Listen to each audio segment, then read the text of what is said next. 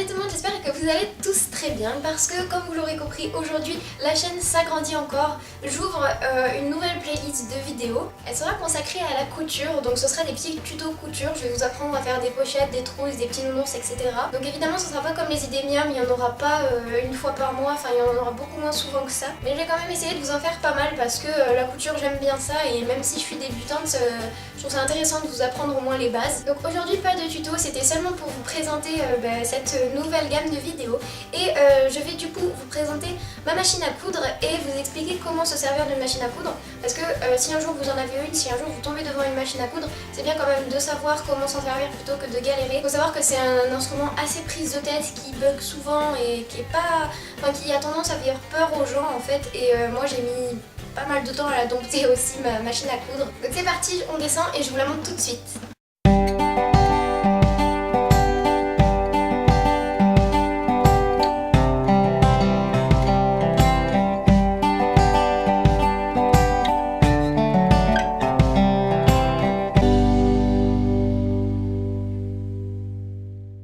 Donc tout d'abord je vais vous montrer vraiment le matériel à avoir si on veut commencer la couture.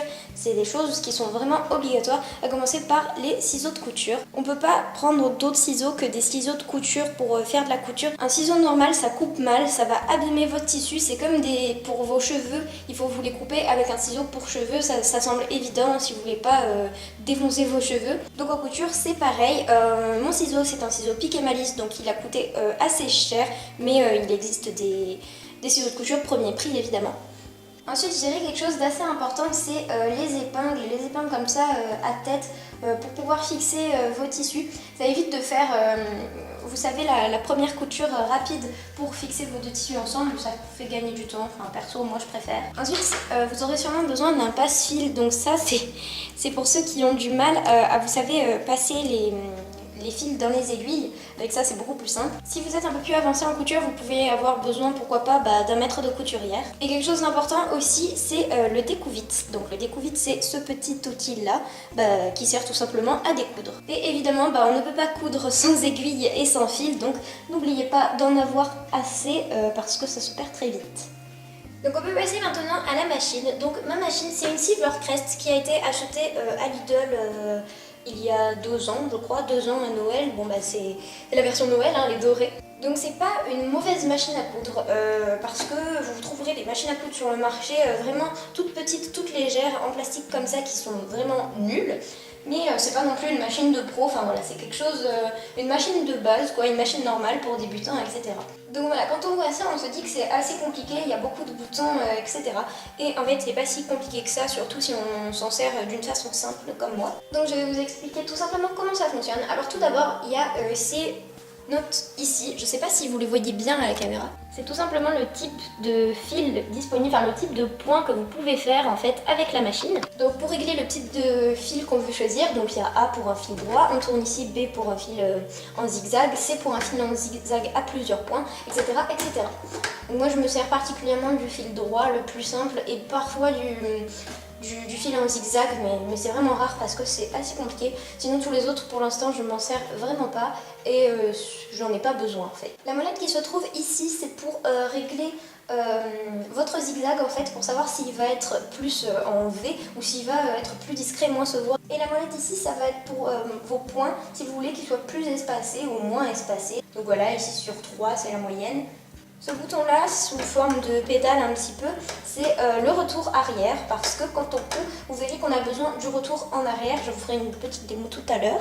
Et évidemment cette machine ne fonctionne pas toute seule, elle fonctionne avec une pédale qui est par terre que vous ne pouvez pas voir. Donc maintenant je vais vous montrer comment ça fonctionne. Alors tout d'abord on va prendre une bobine de fil, donc j'ai choisi une bobine de fil noir pour que vous puissiez bien voir.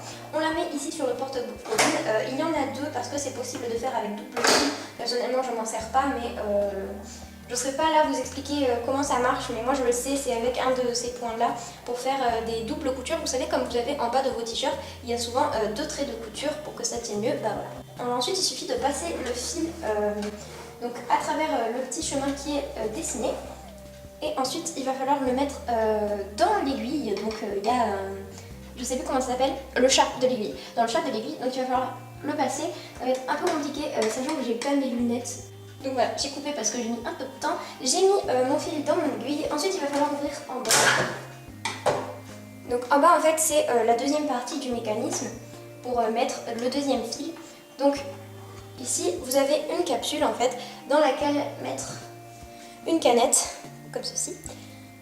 Alors pour la mettre, vous allez mettre votre fil en fait qui va partir dans ce sens, comme ceci.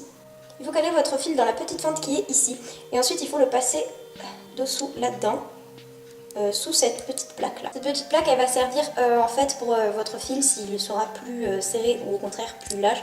Donc je mets ma capsule dans ma machine, je referme et vous voyez que là ma machine est allumée.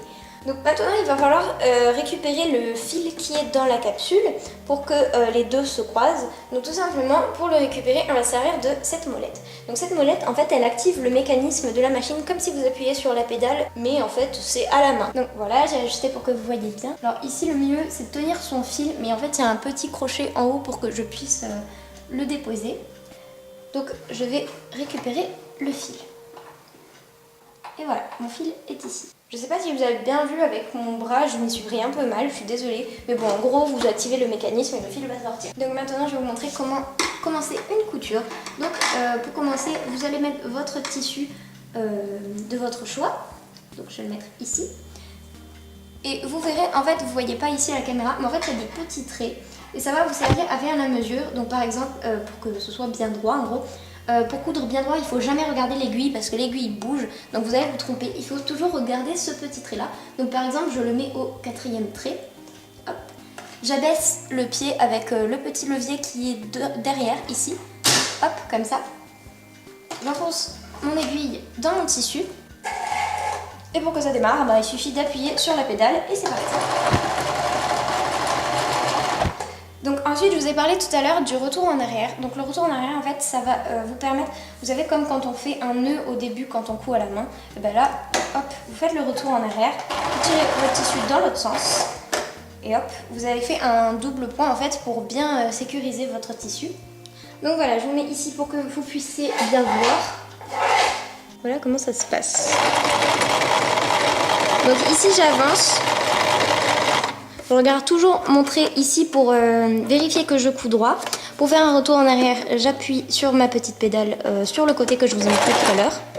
Oula. Et là, mon fil, il est retourné en arrière en fait.